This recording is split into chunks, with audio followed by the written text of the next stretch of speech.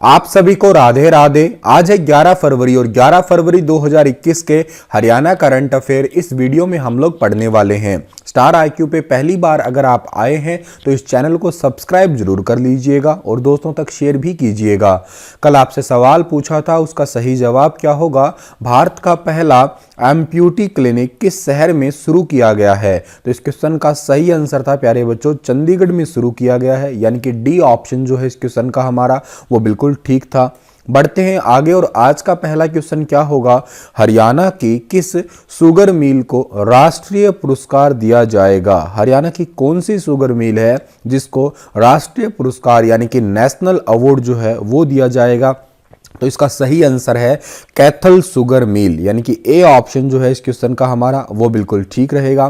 कैथल सहकारी चीनी मिल ने जो है अपना वर्चस्व यूं समझिएगा कि इस साल भी कायम रखा है और जो पिराई सेशन है 2019 और 2020 का, इसमें बहुत सारी उपलब्धियां हासिल की है। इसी वजह से नेशनल लेवल पे जो है इसे अवार्ड जो है वो दिया जा रहा है। ठीक है, अच्छा ये पुरस्कार कब दिया जाएगा जी? ये पुरस्कार दिया जाएगा जी 28 मार्च 2021 को दिया जाएगा। कहाँ दिया जाएगा? गुजरात में दिया जाएगा। ठीक है जी, गुजरात में भी कहाँ पे? गुजरात में वडोदरा एक जगह है, वहां पे जो है इस पुरस्कार को जो है वो दिया जाएगा। ये याद कर लीजिएगा आप लोग।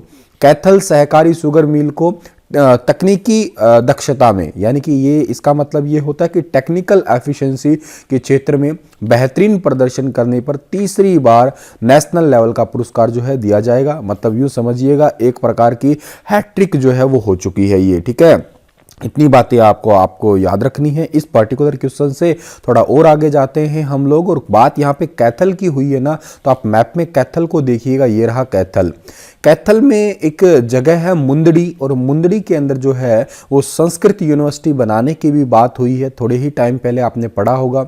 इसका पहला नाम कपिस्थल के नाम से जानते थे, क्योंकि हनुमान जी की जन्मस्थली इसी जगह को माना जाता है। ये पहले करनाल जिले का भाग हुआ करता था, लेकिन 1973 में ये कुरुक्षेत्र का भाग हुआ। उसके बाद में 1 नवंबर 1989 को जो है इसे स्वतंत्र जिला घोषित कर दिया गया। यहाँ पे गुरुद्वारा है और इस गुरुद्वारे को जो है 100% स्टील से बनाया जाएगा। उसमें जो है 5 करोड़ रुपए की लागत आएगी। कैथल को नवग्रह कुंड की वजह से छोटी काशी भी कहा जाता है, ये बात भी आप याद रखिएगा। थोड़ा और आगे जाते हैं तो हरियाणा में ओलंपिक खेलने वाले खिलाड़ियों को कितने रुपए एडवांस देने के लिए अभी जो है तैयारी की गई है, या यूं कहिएगा इस बजट में इस बार जो है ये फाइनल घोषणा हो जाएगी। ये क्वेश्चन मैंने आपको पहले भी पढ़ाया है जब इसकी घोषणा हुई थी, और आज फिर पढ़ा रहा हूं क्योंकि अब ये फिलहाल फिर चर्चा में है। जो खिलाड़ी ओलंपिक में खेलते हैं, बेसिकली क्या होता है, ऐसे तो है नहीं कि ओलंपिक में एकदम से मुंह उठाया और चले आ गया। ओलंपिक में खेलने से पहले उसका चयन होता है। जैसे एक हिसार के उमरा गांव की बेटी है जिसका नाम है संगीता, उनका तीरंदाजी के लिए टोक्यो ओलंपिक 2020 उसका नाम है, लेकिन वो 2021 में रहा है। ठीक है, तो उसके लिए सिलेक्शन हुआ है। अब पहले से सिलेक्शन हो गया, पता लग गया, तो ऐसे खिलाड़ियों को देखो तैयारी करने के लिए तो कुछ सामान चाहिए ना। मान लेते हैं कोई बॉक्सिंग का है, या कोई मान लेते हैं रेसलिंग कुश्ती का है, तो उनकी डाइट वाइट भी बहुत अच्छी होती है। ठीक है, अब डाइट भी अच्छी है और के साथ में उन्हें कुछ क्या कहते हैं उपकरण भी चाहिए। मान लेते हैं तीरंदाजी के लिए कुछ आपको उनको उपकरण भी चाहिए। तो इन सभी के लिए पहले से ही जो है ये पैसे देने की घोषणा की है हरियाणा सरकार ने कि ओलंपिक में जो खेलने जा रहा है उसको 5 लाख रुपए जो है वो एडवांस में दिए जाएंगे। ठीक है, और ये किस लिए होंगे? तो ओवरऑल सर ने अभी बताया ही है, जो कमज़ोर खिलाड़ी की खुराक है, प्रशिक्षण है, उनकी क्षमता निर्माण है, उन सभी चीज़ों के लिए। कई बार क्या होता है कि उन खुद के अंदर तो बहुत स्किल होती है, लेकिन उनको जो है कोच नहीं मिल पाते क्योंकि पैसे का अभाव होता है। तो इन सभी चीज़ों को मद्देनज़र रखते हुए हरियाणा सरकार ने एडवांस में 5 लाख रुपये देने का प्रावधान जो है ये जारी किया है अभी हाल ही में। हाल ही में हरियाणा सरकार ने हरियाणा उत्कृष्ट खिलाड़ी नियम 2018 को किसमें बदलने के प्रस्ताव को स्वीकृति प्रदान की है? हरियाणा सरकार ने हरियाणा उत्कृष्ट खिलाड़ी नियम 2018 को किसमें बदलने के लिए एक प्रस्ताव को स्वीकृति पे दी गई है? तो पहला ऑप्शन है हरियाणा उत्कृष्ट खिलाड़ी ग्रुप ए सेवा नियम 2021। दूसरा ऑप्शन है यहाँ पे हरियाणा उत्कृष्ट खिलाड़ी ग्रुप बी सेवा नियम 2021 और हरियाणा उत्कृष्ट ग्रुप सी सेवा नियम 2021, ये तीनों ही ठीक है जी। यानी कि ग्रुप ए, ग्रुप बी और ग्रुप सी, इन तीनों में ही जो है बदलने की प्रस्ताव को मंजूरी दी है। तो ऑप्शन डी सही रहेगा, उपरोक्त सभी, यानी कि ऑल ऑफ दीज। जानिए ये है क्या चीज़। देखिएगा, हरियाणा सरकार उत्कृष्ट खिलाड़ियों की एफिशिएंसी या उनकी एनर्जी का सदुपयोग खेलों को बढ़ावा देने में करने वाली है। सीधे डीएसपी या इससे रिलेटेड जो पोस्ट है उस पर नियुक्ति की बजाय अधिकतर नियुक्तियां खेल विभाग में ही की जाएगी। पहले तो होता था कि डीएसपी नियुक्त कर देते थे या पुलिस डिपार्टमेंट में कोई और अच्छी पोस्ट पे जो है उनकी नियुक्ति कर दी जाती थी, लेकिन अब ऐसा नहीं होगा। अब उनकी नियुक्ति जो है किसी खेल डिपार्टमेंट में ही की जाएगी, किसी अच्छी पोस्ट पे की जाएगी, ताकि उनकी एनर्जी जो है वो हमेशा यूज होती रहे किसी न किसी प्रकार से। और इनके लिए जो है ग्रुप ए, बी, सी इन्हीं सेवा नियमों में बदलने के प्रस्ताव को अभी रिसेंटली मंजूरी दी है। इसलिए ग्रुप ए में उप निदेशक जो है इसके 50 पद रखे हैं, ग्रुप बी में सीनियर कोच के 100 पद रखे हैं, ग्रुप बी जो है इसमें कोच के 150 पद रखे हैं, और ग्रुप सी जो है उसमें जूनियर कोच के 250 पोस्ट जो है उसके पदों को जो है स्वीकृति दी गई है। एक बात और याद रखिएगा, इन सभी की जो है ऊपरी आयु सीमा पहले 50 होती थी लेकिन अब घटा के 42 कर दी है। तो ये बात भी आप लोग याद कर सकते हैं यहाँ पे। तो थोड़ा सा इंपॉर्टेंट क्वेश्चन है, ये जरूर याद रखना है आपको, ठीक है। और ये पोस्ट या ये चीज़ें किस पे लागू होगी? जो पैरा ओलंपिक, एशियन या para games, Commonwealth para games, world university games, south Asian games, 4 वर्षीय ब्लाइंड क्रिकेट वर्ल्ड कप, इन सभी में जो है जो खिलाड़ियों ने कोई उपलब्धि अगर हासिल की है या के अलावा जो है इनको कुछ मासिक वजीफा भी मिलता है, तो इनके मासिक वजीफे के में अंदर भी थोड़ा बहुत जो है बढ़ाने के लिए जो है वो भी कोशिश की गई है या घोषणा हुई है। और बेसिकली जॉब तो किसको मिलती है आपको पता ही है। जैसे मान लेते हैं कोई अच्छा खेल के आया, कोई ओलंपिक में मेडल लेके आ गया, तो उनको हरियाणा के अंदर डायरेक्ट अब जो है डीएसपी की पोस्ट पे नियुक्त कर दिया जाता था, लेकिन अब खेल विभाग के अंदर ही जो है उनको नियुक्त किया जाएगा। ये डीएसपी वगैरह पोस्ट पे नियुक्त नहीं किया जाएगा। हरियाणा में कहां के ऑटो रिक्शा व टैक्सी चालकों को मोटर वाहन कर से छूट देने का फैसला लिया गया है? बहुत इंपॉर्टेंट क्वेश्चन है ये। हरियाणा में कहां के ऑटो रिक्शा और जो आपके टैक्सी चालक है उनको मोटर वाहन कर में छूट मिलेगी? तो एक तो ऑप्शन है दिल्ली, ये ठीक है, राजस्थान ये भी ठीक है, यूपी ये भी ठीक है, यानी कि डी ऑप्शन जो है इस क्वेश्चन का हमारा वो बिल्कुल ठीक रहेगा। आपको पता होगा कि हरियाणा के पास में जो है एनसीआर रीजन है। हरियाणा के पास में एनसीआर रीजन का मतलब जैसे गुरुग्राम रीजन है या यूं कहिएगा फरीदाबाद रीजन है। दिल्ली के पास में जो एरिया पड़ता है, अब दिल्ली से कोई फरीदाबाद आया है, दिल्ली से कोई गुरुग्राम आया है, तो उनको टैक्सी वालों को या ऑटो वालों को जो है टैक्स देना पड़ता था अब से पहले, लेकिन अब ऐसा नहीं होगा।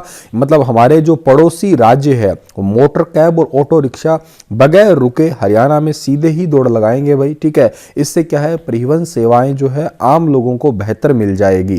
तो इसी वजह से ये एक परिवहन समझौता हुआ है, ठीक है, जिसमें यूपी, राजस्थान, दिल्ली ने हरियाणा के ऑटो रिक्शा और टैक्सियों को जो है एनसीआर में पड़ते हैं उनके हिस्सों में बगैर कोई मोटर वाहन टैक्स दिए जो है चलाने की छूट दे दी है।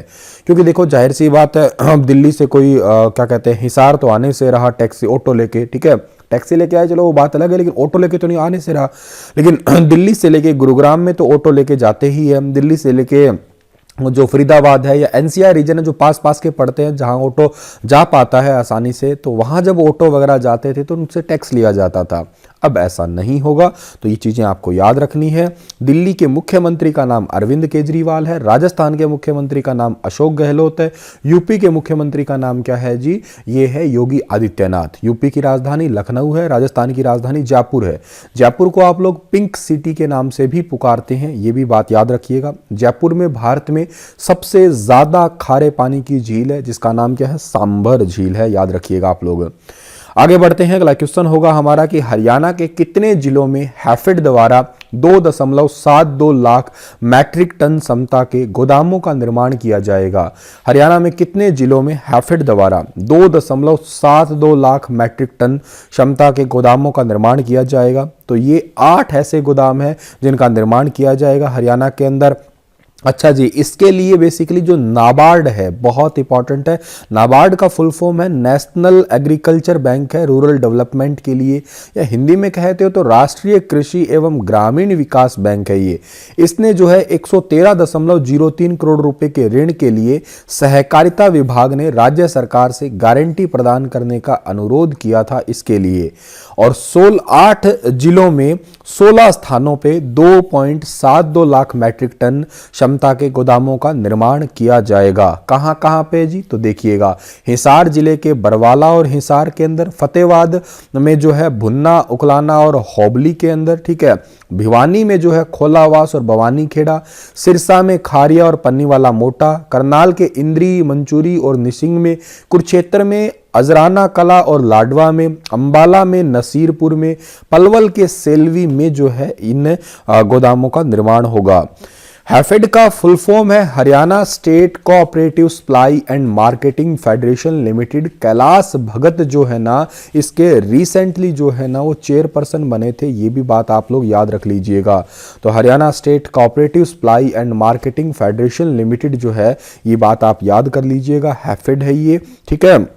तो आगे बढ़ते हैं हम लोग। अगला क्वेश्चन हमारा क्या होगा, हाल ही में हरियाणा ग्रामीण विकास अधिनियम 1986 की कौन सी धारा में संशोधन करने का फैसला लिया गया है। तो इसमें जो है कौन सी धारा में, छठी धारा में जो है इसमें संशोधन करने का फैसला लिया गया है। सी ऑप्शन सही है। देखो हरियाणा में ग्रामीण विकास निधि प्रशासन बोर्ड के कर्मचारियों को पेंशन और पेंशन संबंधी लाभ अब बाकी सरकारी कर्मचारियों की तरह ही मिलने वाला है।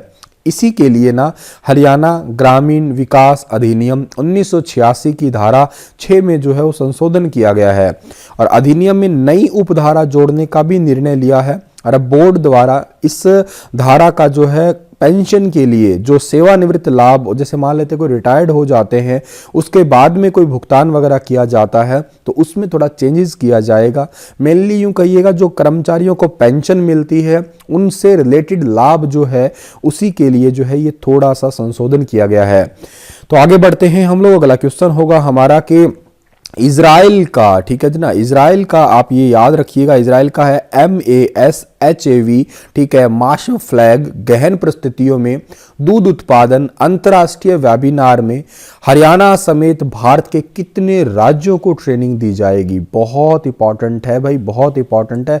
हरियाणा का जो है मैश जो आपका फ्लैग है और इसमें गहन परिस्थितियों में दूध उत्पादन में जो है ट्रेनिंग दी जाएगी हरियाणा समेत जो है कितने को भाई इसमें दी जाएगी, 3 राज्यों को, यानी कि बी ऑप्शन जो है इस क्वेश्चन का हमारा वो बिल्कुल ठीक रहेगा। इजराइल का जो फ्लैग है ये वाला आप जानते ही हो, इसमें गहन परिस्थितियों में दूध उत्पादन अंतर्राष्ट्रीय वेबिनार शुरू हो रहा है। Flag of India Assam, Haryana और गुजरात ये जो है आपके प्रतिभागी होने वाले हैं। मतलब 1 राज्य, 2 राज्य, 3 राज्य हो गए, इंडिया आप जोड़ते हैं तो टोटल वैसे देखा जाए तो 4 हो ही रहे हैं। फ्लैग ऑफ भूटान के जो है वो 3 प्रतिभागी जो हैं वो शामिल होने वाले हैं इसके अंदर, ठीक है। इजराइल दुनिया का वो देश है जहां गाय ना केवल उनकी सबसे अच्छी तरह देखरेख की जाती है बल्कि कहा जाता है कि ये जो है देश गायों का सबसे बेहतरीन मैनेजमेंट किया करता है। साथ ही डेयरी फार्मिंग में भी सबसे उम्दा है ये। भारतीय गायें जो है उनका रेशो देखा जाए 7.1, ब्रिटिश का 25.6, अमेरिकी का बात करते हैं हम लोग 32.8 और इजरायली गायों का जो है 38.7 किलोग्राम के हिसाब से दूध देती है। ये ऑन एवरेज रेशो है आपका। इजराइल की डेयरी फार्मिंग दुनिया भर में फेमस है, ठीक है, और ये बहुत इंपॉर्टेंट है। इजराइल जो है ना बेसिकली मतलब यूं कहिएगा दूध उत्पादन सब्जियों के लिए भी बहुत अच्छा है। एक सबसे ज्यादा जो है दूध देने वाली गाय हॉलिस्टन ब्रीड है, ये तो दुनिया में सबसे ज्यादा दूध देती है भाई। अभी रिसेंटली 76 पॉइंट समथिंग किलोग्राम 24 घंटे में जो है इसने दूध दिया है। और इजराइल में पहला मॉडर्न डेयरी फार्म जो है मिकवेह इजराइल एग्रीकल्चर स्कूल 1880 में जो है वो स्थापित किया गया था। हाल ही में बीबीसी इंडियन स्पोर्ट्स अवार्ड के लिए हरियाणा की किस बेटी का चयन हुआ है, ये भी इंपॉर्टेंट क्वेश्चन है। इसमें आंसर रहेगा रानी रामपाल का, मनु भाकर का और विनेश फोगाट का। इन सभी का ही सिलेक्शन हुआ है बीबीसी इंडियन स्पोर्ट्स अवार्ड के लिए, ठीक है। अच्छा, इनका हुआ तो है, तो इनमें से सबसे पहले रानी रामपाल के बारे में बात करते हैं। इनका जन्म हुआ था 4 दिसंबर 1994 को कुरुक्षेत्र के शाहाबाद में, और इनको जो है अवार्ड मिल चुके हैं पद्म श्री, इनको राजीव गांधी खेल रत्न अवार्ड मिल चुके हैं, हॉकी के लिए मिल चुके हैं। 2018 में जो है एशियन गेम थे आपके, उसके अंदर जो है इन्होंने मेडल भी जीता था, ये भी बात आप याद रखिएगा। और जो मनु भाकर है, इनका जन्म 18 फरवरी 2002 को झज्जर में हुआ था। शूटिंग में 2018 कॉमनवेल्थ गेम में जो है 10 मीटर एयर पिस्टल में इनको जो है मेडल मिला था, और अर्जुन अवार्ड इनको मिल चुका है शूटिंग के लिए। विनेश फोगाट जो है 25 अगस्त 1994 को इनका जन्म है। बलाली भिवानी की भिवानी में तो पहले पढ़ता था, चरखी दादरी की रहने वाली कहिएगा आप लोग। इनको राजीव गांधी खेल रत्न अवार्ड, अर्जुन अवार्ड रेसलिंग के लिए, राजीव गांधी खेल रत्न अवार्ड भी रेसलिंग के लिए मिला हुआ है। 2018 कॉमनवेल्थ गेम में 50 किलोग्राम भार में कुश्ती में जो है इनको भी मेडल मिला था, तो ये बात भी आप याद कर सकते हैं। हाल ही में शिक्षा विभाग ने कौन सी कक्षा तक के स्टूडेंट को प्रोत्साहन राशि देने की योजना बनाई है? तो शिक्षा विभाग ने जो है कौन सी कक्षा तक, पहली से 8वीं तक, यानी कि बी ऑप्शन जो है इस क्वेश्चन का हमारा वो बिल्कुल ठीक रहेगा। प्रोत्साहन स्कीम राशि के अंतर्गत 2020-21 में जो है उनको जो आपके पब्लिक फाइनेंशियल मैनेजमेंट सिस्टम के माध्यम से जो है वो स्टूडेंट्स को जो है स्कॉलरशिप दी जाएगी। आगे बढ़ते हैं हम लोग। अगला क्वेश्चन हमारा क्या होगा कि हरियाणा में उपद्रवियों से किसमें होने वाले नुकसान की भरपाई करने का कानून बनाने का फैसला किया गया है? उपद्रवियों का बेसिकली आंदोलन में नुकसान हो जाता है, दंगों में नुकसान हो जाता है, हड़ताल में नुकसान होता है, इन सभी के लिए जो है जो नुकसान होता है उसकी भरपाई करने के लिए स्पेशली जो है वो कानून बनाया जाएगा हरियाणा के अंदर, ताकि जैसे हरियाणा में जाट आरक्षण हुआ था तब जम के हिंसा हुई थी, करीब 20,000 करोड़ रुपए की संपत्ति का नुकसान हुआ था हरियाणा के अंदर। ऐसे ही डेरा सच्चा सौदा वाले टाइम पे राम रहीम की जो गिरफ्तारी हुई थी उसमें भी अरबों रुपए की संपत्ति का नुकसान हुआ था हरियाणा में। अब उस नुकसान की भरपाई करे कौन, इसलिए जो है कानून बनाया जाएगा। उत्तर प्रदेश सरकार ने भी हड़ताल, बंद, दंगे, लोक उपद्रव, ठीक है, इसके लिए भी एक कानून जो है बना रखा है। ऐसे ही जो है हरियाणा में भी एक कानून बनाया जाएगा, ये घोषणा की है हरियाणा के गृह मंत्री अनिल विज ने।